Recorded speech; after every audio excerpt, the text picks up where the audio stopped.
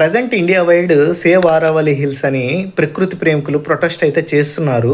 అసలు ఇది ఎక్కడ స్టార్ట్ అయిందంటే సుప్రీంకోర్టు ఇచ్చిన ఒక జడ్జిమెంట్ వల్ల. ఆ జడ్జిమెంట్ ఏంటంటే Aravalli hills total 670 kilometres length ఉంటుంది అనమాట. హర్యానా, రాజస్థాన్, ఢిల్లీ, గుజరాత్ ప్రాంతాలను అయితే కవర్ చేసి ఉంటుంది. అండ్ ఒక సైడ్ చూస్తే తార్ ఎడార్ ఉంటుంది.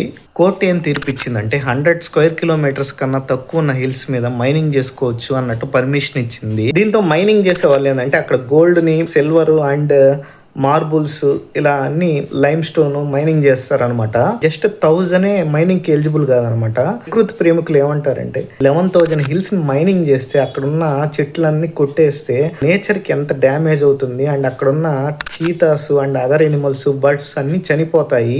అండ్ పక్కనున్న Thar desert sand stones direct గా ఢిల్లీ మీద పడతాయి. అప్పుడు పొల్యూషన్ పెరుగుద్ది, టోటల్ నేచర్ అన్స్టేబుల్ అవుతుంది అన్నట్టు వీళ్ళు భయపడుతున్నారు అనమాట.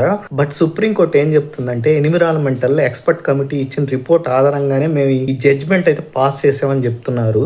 అండ్ ఇండియన్ గవర్నమెంట్ కూడా ఏదో మిస్లీడ్ జరుగుతుంది, మేము జస్ట్ పర్మిషన్ ఇచ్చింది 0.19% మాత్రమే, అంటే సుమారు 270 స్క్వేర్ కిలోమీటర్స్ మాత్రమే. టోటల్ జియో మ్యాపింగ్ సర్వేలెన్స్ లో ఈ మైనింగ్స్ అయితే జరుగుతాయి. ఎటువంటి ఇల్లీగల్ మైనింగ్ జరిగినా, వాళ్ళు లిమిట్స్ క్రాస్ చేసినా కూడా లైసెన్స్ క్యాన్సిల్ చేసి యాక్షన్స్ తీసుకుంటారని చెప్పింది కోర్టు. అండ్ ఇండియన్ గవర్నమెంట్ చెప్పేది షార్ట్ టర్మ్ వరకు బాగుంటుంది, కానీ లాంగ్ టర్మ్లో ఈ mining companies and mafia, politicians చాలా మంది వీటిలో ఇన్వాల్వ్ అవుతారు. ఏంటంటే పర్మిషన్ ఇచ్చిన దానికన్నా ఎక్కువ మైనింగ్ చేసేస్తారు. ఇండియానే కాదు, వరల్డ్ ప్రతి దగ్గర జరుగుతుంది. దీని మీదే ప్రకృతి ప్రేమికులు అయితే చాలా భయపడుతున్నారు. ఇది వాస్తవం కూడా, ఎందుకంటే ఈ గవర్నమెంటే ఉంటుందని గ్యారంటీ లేదు. ఫ్యూచర్లో గవర్నమెంట్ మారొచ్చు అండ్ ఆఫీసర్స్ మారొచ్చు.